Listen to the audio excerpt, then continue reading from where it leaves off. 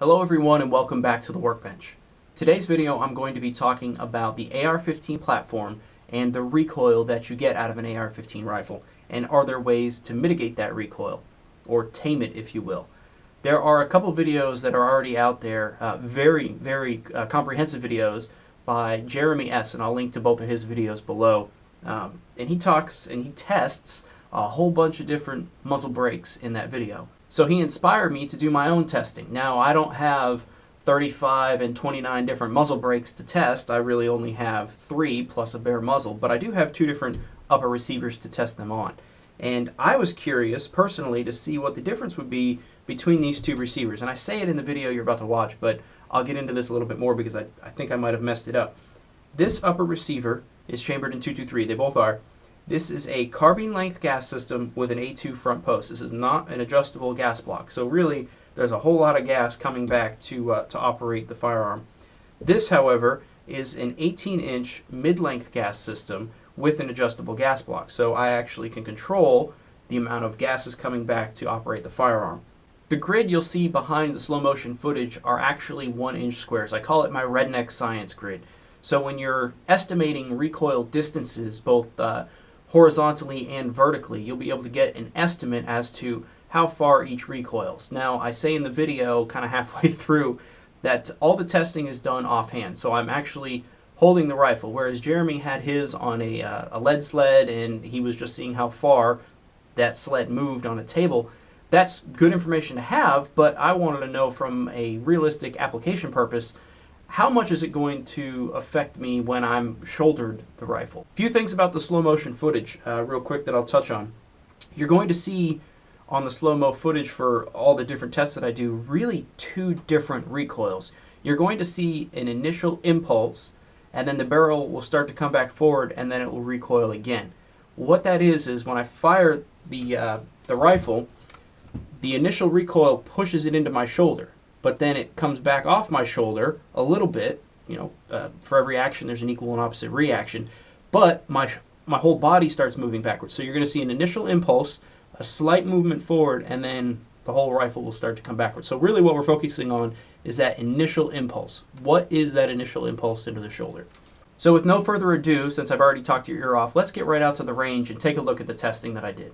Alright, so I apologize for the lighting if you can't see me very well, but I'm out here, as you saw. I'm going to do some high-speed footage of some muzzle brake testing. Not necessarily what's better or what's worse, but how does it change it more so. So we're going to start off, of course, with just nothing on it, just a straight barrel, nothing else. Then we're going to run with an A2 birdcage, very standard A2 birdcage. Then we're going to move up to an Amazon Michelak brake knockoff with ports on the side and on the top when timed properly. And then we're going to move on to the Aries Armament effin-a compensator. And this, of course, is all the holes in it. So we'll run one with all the holes. I also have 2 barrel lengths. I have, well, a 16-inch and an 18-inch. So when I shoot them both with just bare muzzle, you'll be able to see the difference between the 16-inch with a carbine length gas system and an A2 front post, and the 18-inch mid-length gas system with a C-Rack adjustable gas block.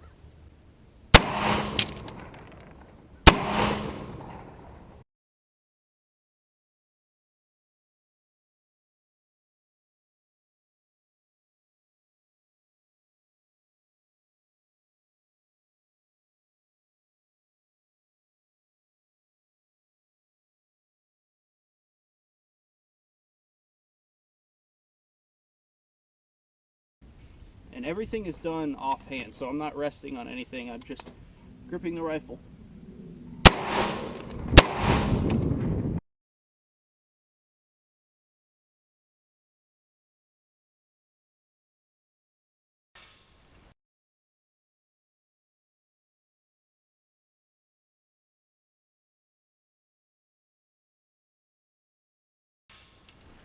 Alright, here we go.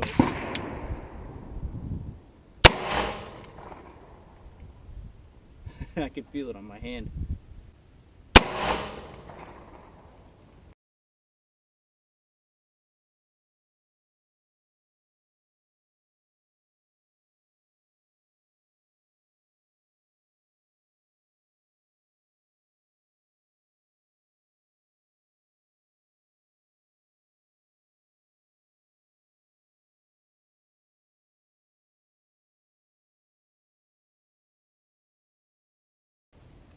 tell you what, I can feel that blast coming off of the my redneck science grid here, and I can feel it hit my hand and my face.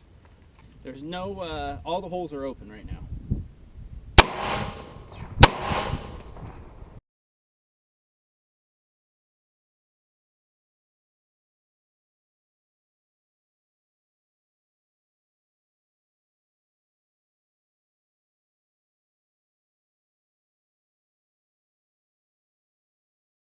But this is the 18-inch with the mid-length gas system and the adjustable gas block. Bare muzzle. Here we go.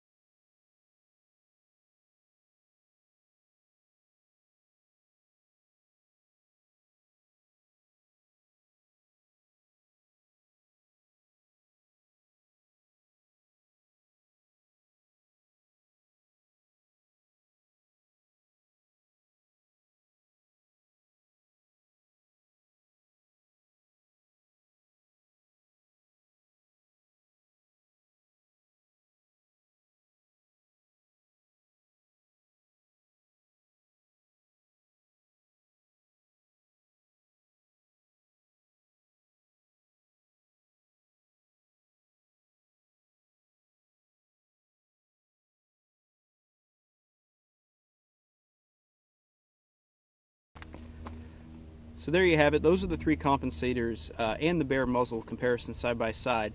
Hopefully you can see a difference. Of course, the effin-a is tunable, so I will be doing that in the future. I'll be tuning that to that gun and that ammo for me, the shooter, so that when I pull the trigger, there is very little muzzle movement or variation in either direction. I don't care if it recoils back into my shoulder.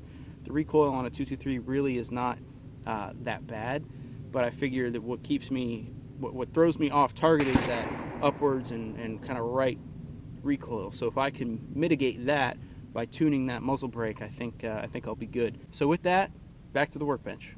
All right, welcome back. So I guess from that testing, you might have seen some differences with some of them, but maybe not a whole lot of difference. I couldn't tell a whole lot of difference between any of the different compensators, although I could tell from the bare muzzle, obviously, that the compensators were doing their job. But from the A2 to the Mitchell-Ack to the effin-a, I didn't see a whole lot of difference.